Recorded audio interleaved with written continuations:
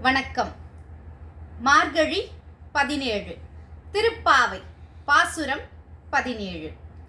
அம்பரமே தண்ணீரே சோரே அரஞ்செய்யும் எம்பெருமான் நந்தகோபாலா எழுந்திராய். கொம்பனர்க்கெல்லாம் கொழுந்தே குலவிளக்கே எம்பெருமாட்டி யசோதா அறிவுராய்.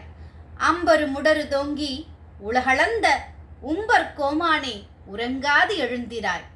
செம்பொற் கழலடி செல்வா பலதேவா உம்பியும் நீயும் உறங்கேளோர் எம்பாவாய். விளக்கம்.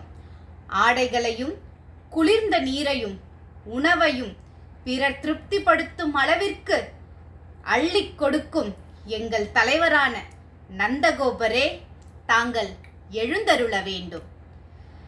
கொடி போன்ற இடைகளை உடைய பெண்களுக்கெல்லாம் தலைவியான இலகிய மனம் கொண்ட யசோதையே, மங்களகரமான தீபம் போன்ற முகத்துடன் பிரகாசிப்பவளே, தாங்கள் எழுந்தருள வேண்டும்.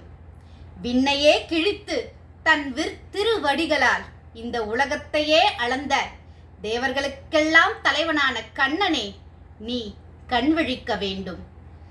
செம்பாள் செய்த சிலம்பினை காலில் அணிந்து செல்வத் திருமகனான பலராமனே, நீயும் உன் தம்பியும் உறக்கத்திலிருந்து எழுந்து எங்களுக்கு தரிசனம் தர வேண்டும்.